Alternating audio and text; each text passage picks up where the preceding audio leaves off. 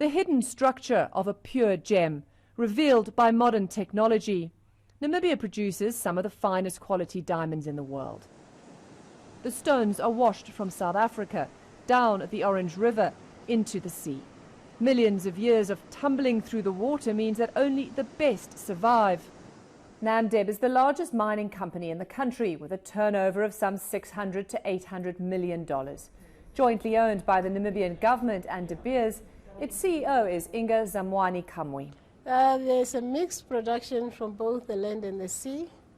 And as you can see, they are sorting them into the different sizes, different quality. But despite the high quality of Namibian gems, global economic turmoil has taken the glitter off the diamond industry.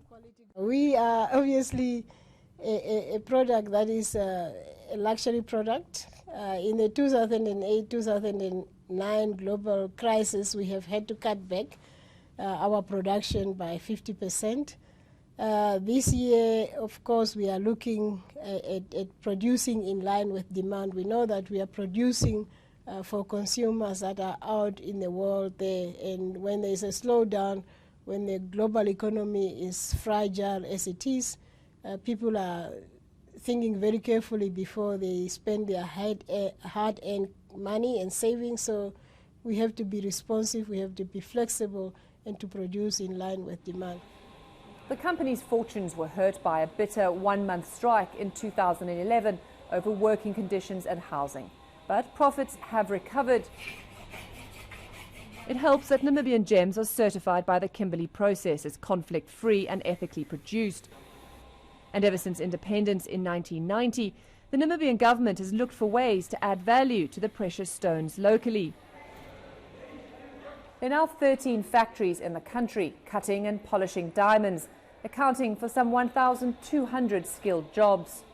Each company represents a number of factors that represent beneficiation, and starting off with local equity.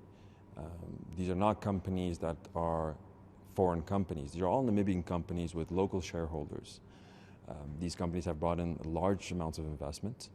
They have brought in the foreign expatriates to bring in the skill. They've transferred that skill, obviously. They've created a lot of jobs. But amid slacker demand, many of these factories are struggling, and some traders are speculating in rough stones, driving their prices higher than cut and polished gemstones. Our employees are still by us. In this case, we have them half days here. After lunchtime, they'll leave. But, we're on standby. The moment the market realigns itself to a viable level, naturally we would restart manufacturing immediately. If this lasts, obviously the industry would be in more difficulty. And I think the most susceptible part of the industry will be manufacturing and producing countries. The process is called beneficiation, refining the ore into the polished product. One of the industry's problems is that the costs are higher than in the growing and competitive markets of India and China, and productivity is lower. Namibians know too that diamonds aren't forever. We are mining a finite resource, and there will come a time when it will be depleted, but that time has not yet arrived. Mining still is a backbone of the economy, still a very significant player, but over time I think there will be other beneficiation, manufacturing, technology-led industries will overtake mining. It's easy to be lured by the luster of diamonds, and they still make up nearly 10% of Namibia's output. But the watchword in Namibia is diversify, because one day those rough but precious stones will stop rolling down the Orange River. Robin Kono, CNN, Namibia.